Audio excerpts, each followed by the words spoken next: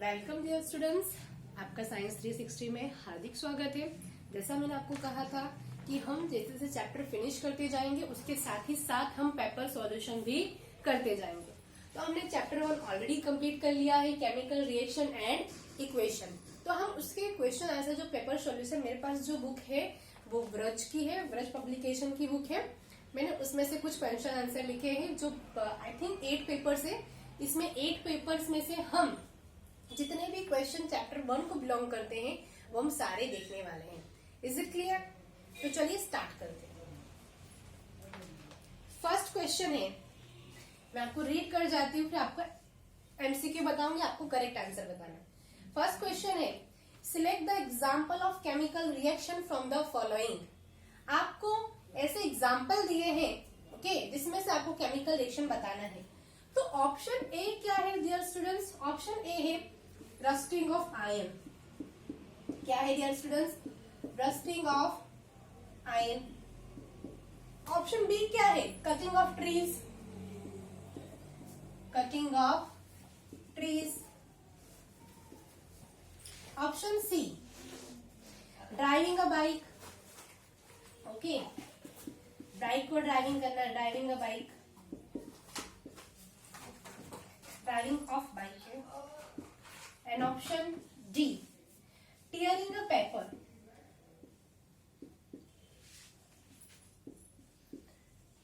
C the students, okay, आपको क्या question पूछा गया है? Select the example of the chemical reaction from the following. आपको बताना है कि इनमें से कौन सी रिएक्शन है वो केमिकल है। ओके, तो चलिए देखते हैं। जैसे आपको पता है केमिकल रिएक्शन में मैंने आपको बताया था कि whenever chemical reaction is to be occur, always new compound is to be formed. नया कंपाउंड हमेशा ही फॉर्म्ड होता है। अब यहाँ पे आप देखो ट्रीज को कट कर रहे हो तो इसमें तो कोई नया कंपाउंड फॉर्म नहीं हो रहा। Similarly driving of bike, okay, आपने बाइक को ड्राइविंग करी, उसमें भी कोई न्यू कंपाउंड फॉर्म नहीं हो रहा। Okay, tearing a paper, paper को आपने टीयर कर दिया, उसमें भी कोई न्यू कंपाउंड नहीं फॉर्म हो रहा। तो हमारा आंसर क्या आएगा? Rusting of iron. जब आयरन को रस्ट लगता है, यूजुअली हमको पता है आयरन को रस्ट करने के लिए दो condition is must be necessary. हमारा iron it means Fe, Fe अगर ऑक्सीजन की प्रेजेंस में और ह्यूमिड एटमॉस्फेयर में होता है तो आयरन को रस्ट लगता है। और हमारे रस्टिंग ऑफ आयरन का फॉर्मूला क्या है? Fe2O3 into X and molecule of H2O। Is it clear? Fe iron को जब भी रस्ट होता है तो ये क्या बन रहा है स्टूडेंट? रस्टिंग ऑफ आयरन, मतलब कि यहाँ एक नया कंपाउंड फॉर्म हो रहा है। ओके, तो Fe plus O2 is react with water, humid atmosphere में है तो न्यू कंपाउंड फॉर्म हो रहा है। इसी में सिर्फ न्यू कंपाउंड फॉर्म हो रहा है, तो ऑब्वियसली हमारा आंसर क्या होगा? Rusting of iron. ये क्या है? Chemical reaction. Okay, let's take another example, another question.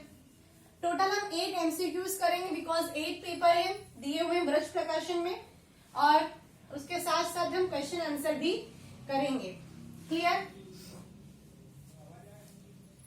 Okay, question number 2, मैं क्वेश्चन रीड करती हूँ।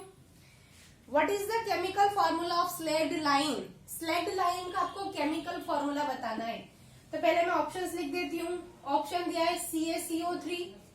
ऑप्शन बी क्या है डियर स्टूडेंट्स? ऑप्शन बी है CaOH ट्वाइस। ऑप्शन सी क्या है? CaO। एंड ऑप्शन डी में यहां लिख देती हूँ, ऑप्शन डी है CaHCO3 ट्वाइस।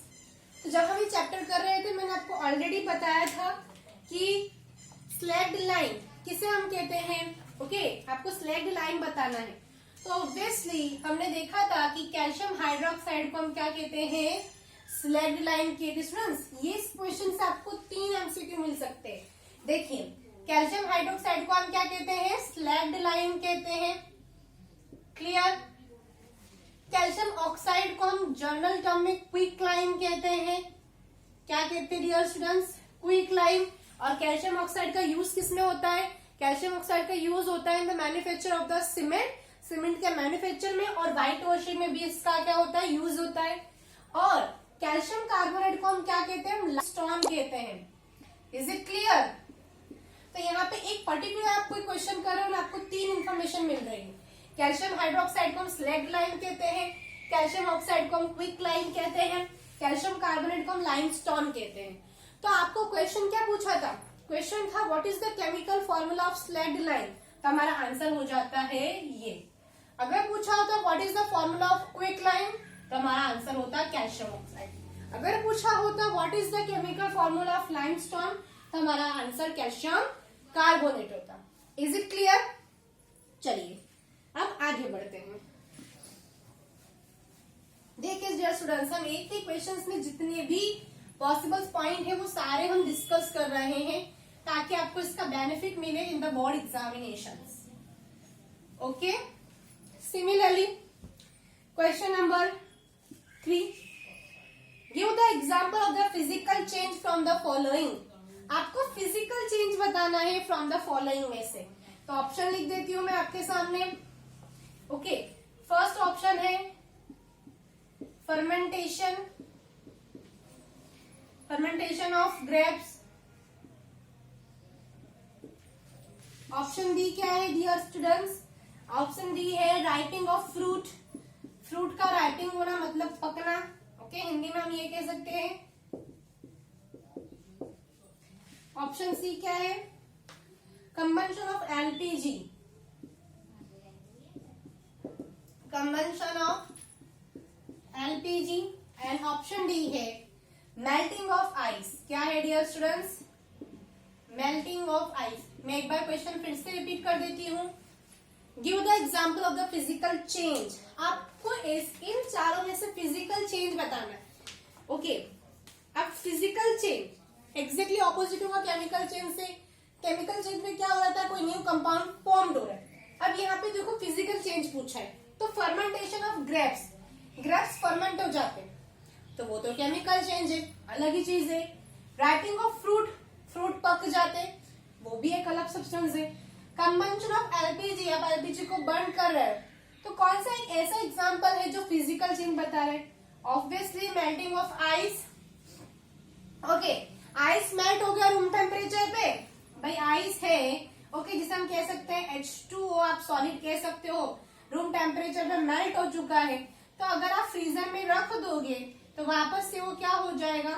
मान लीजिए लिक्विड है तो वो सॉलिड स्टेट में कन्वर्ट हो जाएगा। यही एक फिजिकल चेंज है। और फिजिकल चेंज मोस्टली कैसे होते हैं? रिवर्सिबल होते हैं। तो हमारा आंसर क्या होगा? Melting of ice is an example of the physical change. ये फिजिकल चेंज का एग्जाम्पल है। क्लियर? चलिए आगे बढ़ते हैं। अगर आपको वीडियो अच्छी लग रही है तो लाइक कीजिए, और अगर कोई डाउट है ओके तो वो डाउट आप कमेंट सेक्शन में लिख सकते हैं। चलिए क्वेश्चन नंबर 4 क्या दिया है? Calcium oxide is famous for which other name. हमने अभी ही किया था कि कैल्शियम ऑक्साइड को हम दूसरे कौन से नाम से जानते हैं। तो ऑप्शन ए है आपका क्विक लाइम, ऑप्शन बी है आपका स्लैग्ड लाइम, ऑप्शन सी क्या है? ऑप्शन सी है लाइमस्टोन, एंड ऑप्शन डी है आपका लाइम वाटर। तो हमको पता है, हमने जस्ट 2 मिनट्स पहले अभी हमने किया था कि हम क्विक लाइम को, कैल्शियम ऑक्साइड जो है वो हमारा, उसको हम क्विक लाइम के नाम से जानते हैं। तो ये हुआ आपका आंसर। क्लियर है? स्लैग्ड लाइम तो मतलब कैल्शियम हाइड्रोक्साइड है, लाइमस्टोन मतलब के हमारा के कैल्शियम कार्बोनेट है। क्लियर? जितनी भी हमने थ्योरीज करी है उसी के रिलेटेड क्वेश्चन आंसर हैं। और ये जो हम पेपर सोल्व कर रहे हैं ब्रज प्रकाशन के पेपर सॉल्यूशन है। जैसे जैसे पेपर सॉल्यूशन आते जाएंगे हम सारे डिटेल में डिस्कस करेंगे, जिससे चैप्टर फिनिश होंगे। ओके, नेक्स्ट देखते हैं क्वेश्चन नंबर 5। क्या कह रहा है question number 5? Yes, what is the chemical formula substance which is use in black and white photography. आपको बताना ऐसा कौन सा सब्सटेंस है जो ब्लैक एंड व्हाइट फोटोग्राफी में यूज होता है। तो आप याद कीजिए, जब हम जो थियोरी कर रहे थे तो मैंने आपको ये बताया था। तो ऑप्शन ए आपको क्या दिया है, अभी यहाँ पे डिस्कस भी कर लेंगे फिर से। CaCO3 कैल्शियम कार्बोनेट है। ऑप्शन बी क्या है, ऑप्शन बी है आपका AgNO3 सिल्वर नाइट्रेट है। ऑप्शन सी क्या है, यस ऑप्शन सी है हमारा AgBr। एंड ऑप्शन डी क्या है, ऑप्शन डी है हमारा NaBr। तो मैंने जब हम ये डीकम्पोजिशन रिएक्शन कर रहे थे और बेसिकली जब हमारे फोटो डीकम्पोजिशन रिएक्शन हम कर रहे थे तो उसमें हमने ये पढ़ा था कि जो silver chloride and silver bromide are used in a black and white photography. तो यहाँ पे ब्रोमाइड हो तो हम ब्रोमाइड कर देंगे, अगर यहाँ पे सिल्वर क्लोराइड भी होता तो हमारा आंसर सेम होता, because silver chloride and silver bromide both are used in a black and white photography. दोनों को ही हम ब्लैक एंड व्हाइट फोटोग्राफी में यूज करते हैं। Is it clear? क्लियर है? आपको एग्जाम में ये ऑप्शन भी आ सकता है, ये भी आ सकता है। अगर एग्जाम में ये दोनों दिया हो तो सी ऑप्शन क्या होगा, A and B both. Clear? अगर दोनों ही दिया है तो दोनों ही सब्सटेंस यूज होते ब्लैक एंड व्हाइट फोटोग्राफी में, तो आपका आंसर होगा A and B both. Is it clear? चलिए नेक्स्ट क्वेश्चन देख लेते हैं।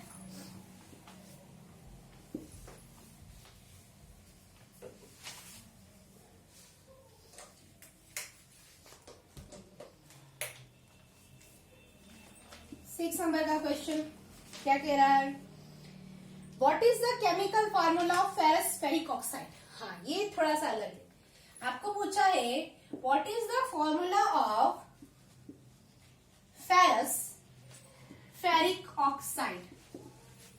आपको फेरस फेरिक ऑक्साइड का फॉर्मूला बताना है। तो देख लेते स्टूडेंट्स, ऑप्शन ए क्या है, Fe2O3। ऑप्शन बी क्या है, AFeO। Option C Fe3O4। Option D है आपका FeSO4। अब स्टूडेंट्स मान लीजिए ये क्वेश्चन है, ये क्वेश्चन आपको नहीं आ रहा तो आपको किस तरह से दूसरे ऑप्शंस पे जाएंगे, दूसरे ऑपरेशन मतलब कि एलिमिनेशन करके देखेंगे। तो आपको पता है Fe2O3 को हम आयन, ओके हम क्या कहते हैं इसे, बेसिकली हम इसे कहते हैं फेरिक ऑक्साइड। सिंपल लैंग्वेज में इसे हम फेरिक ऑक्साइड कहते हैं। फेरस फेरिक, आपसे पूछा क्या है, what is the formula of ferrous ferric oxide. तो Fe2O3 को तो हम फेरिक ऑक्साइड कहते हैं, इजंट इट। FeO को तो हम आयन ऑक्साइड कहते हैं, तो ये भी चला गया। FeSO4 को तो हम तो आयन सल्फेट या तो फेरस सल्फेट, दोनों में से कोई भी कह सकते हैं। आयन सल्फेट भी आप कह सकते हो और फेरस सल्फेट भी आप कह सकते हो। देखा स्टूडेंट्स, हमने खाली एलिमिनेशन किया तो भी हमें आंसर मिल जा रहा है। तो हमारे पास बचता क्या ऑप्शन है, हमारे पास एक ही ऑप्शन बचता है Fe3O4। और Fe3O4 को हम क्या कहते हैं, फेरस फेरिक ऑक्साइड। क्या कहते हैं dear students, ferrous ferric oxide. Is it clear? Clear है ये आप लोगों को? Fe2O3 को हम फेरिक ऑक्साइड कहते हैं, ओके FeO को हम आयन ऑक्साइड कहते हैं। Fe3O4 ferrous ferric oxide, because हमको पता है FeSO4 को हम या तो आयन सल्फेट कह सकते हैं या तो हम फेरस सल्फेट कह सकते हैं। Is it clear? चलिए नेक्स्ट क्वेश्चन, क्वेश्चन नंबर 7 हम करते हैं।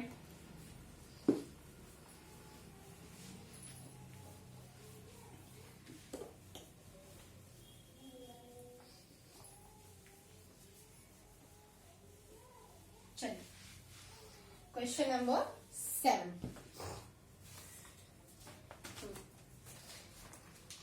क्या पूछा है पहले मैं क्वेश्चन रीड कर दूं आप लोगों को।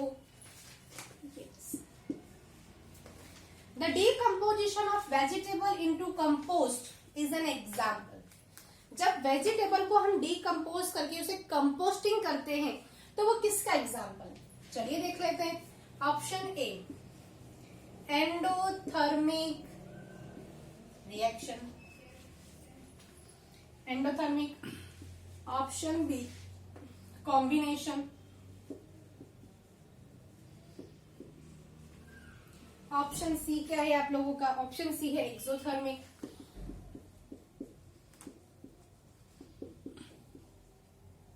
एक्सोथर्मिक है। और ऑप्शन डी क्या है, डिस्प्लेसमेंट है डियर स्टूडेंट्स। और आपको क्वेश्चन क्या पूछा है, decomposition of vegetable into compost. Okay, आपने वेजिटेबल को डिकम्पोज किया है, फिर आप उसे कंपोस्टिंग कर रहे हो। तो आपको पता है जब हम डिकम्पोज वेजिटेबल को करें, हमने उसे एक डिग किया, हमने खड़ा खोदा और इसमें रख दी, सारे वेजिटेबल्स रख दिए। ओके, तो वो किस में कन्वर्ट हो जाएगा, मैन्यूर में कन्वर्ट हो जाएगा, कंपोस्टिंग हो जाएगी। तो वो जगह पे अगर आप टच करोगे तो आपको वो जगह गर्म लगेगी। तो ऑब्वियसली स्टूडेंट्स, गर्म लग रही है, हीट रिलीज हो रही है, तो वो क्या होगा, एक्सोथर्मिक होगा। वो एग्जाम्पल किसका है, एक्सोथर्मिक का है।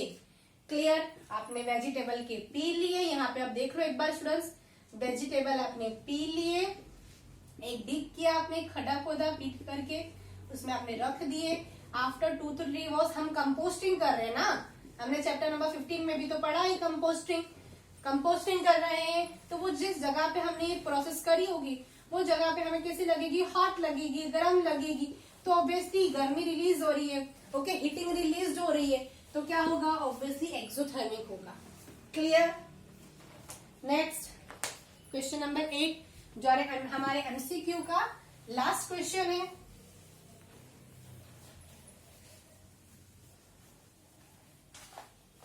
Okay,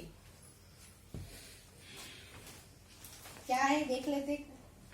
yes, on heating lead nitrate, क्या पूछा question, on heating a lead nitrate a brown colour gas is evolve. Dear student, जब आप लेड नाइट्रेट को हीट करते हो, लेड नाइट्रेट को जब आप हीट कर रहे हो, तो एक ब्राउन कलर की गैस निकल रही है, brown colour gas, reddish brown gases evolve. Okay, तो वो जो गैस हो रही है वो कौन सी इवॉल्व हो रही है, which gas is evolve. Option A आपको दिया है CO2, ऑप्शन बी आपको दिया है SO2, ऑप्शन सी क्या है NO2 एंड ऑप्शन डी है हाइड्रोजन H। तो आपको पता है लेड नाइट्रेट फॉर्मूला क्या है, PbNO3 ट्वाइस। ओके, यहीं से आपको आंसर मिल जाएगा। ओके, कि लेड नाइट्रेट को आप हीट कर रहे हो तो आपको ब्राउन कलर की गैस इवॉल्व हो रही है, तो वो गैस कौन सी होगी, NO2 होगी, नाइट्रोजन डाइऑक्साइड होगी। बिकॉज आपको पता है कार्बन डाइऑक्साइड की ऐसी कोई स्पेसिफिक कलर नहीं है, हाइड्रोजन का भी कोई स्पेसिफिक नहीं है कलर। SO2 आपको पता है, SO2 की जो स्मेल होती है वो रोटन एग जैसी होती है, SO2 एंड SO3। लेकिन हमें यहाँ पे रोटन एग तो पूछा नहीं है, हमारा आंसर क्या पूछा हमको, ब्राउन कलर गैसेस इवॉल्व। तो ऑब्वियसली ब्राउन कलर गैस किसकी होगी, नाइट्रोजन डाइऑक्साइड की होगी। स्टूडेंट सी दिस, हम एमसीक्यू से भी थ्योरी रिलेट कर रहे हैं। अगर आपको पूछा होता कि अगर आप फेरस सल्फेट को हीट कर रहे हैं, FeSO4 को आप हीट कर रहे हो, एक specific rotten egg smell evolve हो रही है, तो वो गैस होती है आपकी sulphur dioxide, otherwise sulphur trioxide. लेकिन आपको पूछा है when we heat a lead nitrate को आप डिकम्पोज कर रहे हो तो ब्राउन कलर की, तो फॉर्मूला क्या है, PbNO3 ट्वाइस है, तो ऑब्वियसली कौन सी गैस होगी, नाइट्रोजन डाइऑक्साइड होगी। बिकॉज कार्बन डाइऑक्साइड की तो ऐसी कोई कलर नहीं है, हाइड्रोजन का भी ऐसा कोई कलर नहीं है। क्लियर। तो आप एलिमिनेशन के थ्रू भी एमसीक्यू क्वेश्चन को आप क्या कर सकते हो, सॉल्व कर सकते हो। क्लियर है। तो यहाँ पे हमारे टोटल 8 क्वेश्चंस हो गए हैं। अब हम सेक्शन सी में जो क्वेश्चन पूछे जाते हैं वो 1 बाय 1 करके सॉल्व कर लेते हैं, ताकि मैं आपको बता सकूं कि जो भी हमने बोर्ड पर वर्क कराया था उससे बाहर आपको एक भी क्वेश्चन नहीं मिलने वाला है। Isn't it? चलिए देख लेते हैं उसे भी। यस, क्या पूछा है, फर्स्ट क्वेश्चन है आपका, टोटल 8 क्वेश्चंस करेंगे। फर्स्ट क्वेश्चन है right the balance equation with the following process. आपको बैलेंस इक्वेशन करना है, जिसमें फर्स्ट ऑप्शन आपको दिया है, क्या बोला है, बर्न ए मैग्नीशियम रिबन। जब आप मैग्नीशियम रिबन को बर्न करते हो, मैग्नीशियम रिबन इन ए, जब आप मैग्नीशियम रिबन को बर्न कर रहे हो तो उसका बैलेंस इक्वेशन लिखना है। बहुत ही इजी है स्टूडेंट्स, आपको पता है मैग्नीशियम सिंबल क्या आएगा, magnesium sorry okay, ribbon in air, तो बर्न कर रहे हो तो it always will react with oxygen, oxygen के साथ रिएक्ट करेगा तो मैग्नीशियम में रिएक्ट विथ ऑक्सीजन तो क्या फॉर्म हो रहा है, मैग्नीशियम ऑक्साइड फॉर्म हो रहा है। और आपको कहा गया है कि इक्वेशन को बैलेंस कीजिए, आपको वर्ड इक्वेशन दिया था, हमने सिंबॉलिक रिप्रेजेंटेशन कर दिया। अब हम देखेंगे कि हमसे बैलेंस किस तरह से कर सकते हैं। तो हमारे लिए सबसे बेटर क्या होता है कि it is often too convenient to start the balancing with the maximum number of atom. आप इस रिएक्शंस में देखिए कि किसके पास सबसे ज्यादा नंबर ऑफ एटम्स है, उससे बैलेंसिंग स्टार्ट करेंगे तो काफी ज्यादा इजी होता है। तो देखिए मैग्नीशियम के पास तो एक ही है, ठीक है, एक ही है। ऑक्सीजन के पास 2 है, मतलब मैक्सिमम नंबर ऑफ एलिमेंट किसके पास है, ऑक्सीजन के पास है। रिएक्टेंट साइड में वो कितना है, 2 है, ओके, O2। प्रोडक्ट साइड में कितना है, ओनली 1। तो we have to put number of coefficient 2। हमने 2 कोएफिशिएंट रख दिया, ओके, बिकॉज यहाँ पे 1 था, 1 मल्टीप्लाई बाय 2 तो 2 हो जाएगा ऑक्सीजन। अब जैसे ही 2 ऑक्सीजन हो जाएगा तो इसके साथ साथ ये जो 2 है वो मैग्नीशियम के लिए भी है और ऑक्सीजन के लिए भी है, तो twice Mg and twice oxygen. अब यहाँ पे करने पे मैग्नीशियम 2 हो गया तो हम क्या करेंगे, रिएक्टेंट साइड से भी लिख देंगे। तो ये हमारी रिएक्शन कैसी हो गई, बैलेंस हो गई। Twice Mg is react with O2 to form twice MgO। Clear है? चलिए नेक्स्ट देख लेते हैं। नेक्स्ट आपको क्या दिया है, यस, नेक्स्ट आपको दिया है students reaction of quicklime with water. Word में लिखा हुआ है reaction of quicklime with water. Okay dear students, ये मोस्ट आईएमपी क्वेश्चन है, ये मार्च 2020 बोर्ड में पूछा गया क्वेश्चन है। Okay, reaction of quicklime with water. तो सबसे पहले आपको पता होना चाहिए कि क्विकलाइम का फॉर्मूला क्या है। ओके, क्विकलाइम का फॉर्मूला क्या आएगा तो देख लेते, मैंने आपको ऑलरेडी बताया है। Quicklime it means calcium oxide. अगर calcium oxide is react with water, dear students कहा है वाटर के साथ रिएक्ट कर रहा है तो क्या बनेगा, मेरा ये क्विकलाइम है, अगर वाटर के साथ रिएक्शन करेगा तो ऑब्वियसली स्लैग लाइम बनेगा। It means calcium hydroxide slagged lime. यहाँ पे हम दोनों ही नाम लिख रहे हैं ताकि आपको इजी हो। And lot of amount of heat is release. Okay, अब यहाँ पे देख लेते हैं हमारा ये जो इक्वेशन है ये बैलेंस है कि नहीं। हमने CaO, ओके, रिएक्टेंट साइड्स में कैल्शियम कितना है, 1 है, प्रोडक्ट साइड्स में कितना है, 1 है। हाइड्रोजन कितना है, H2, कितना है, H2, ओके, यहाँ पे भी कितना है, H2, 2 है ना, पूरे काउंट्स के बाहर 2 है।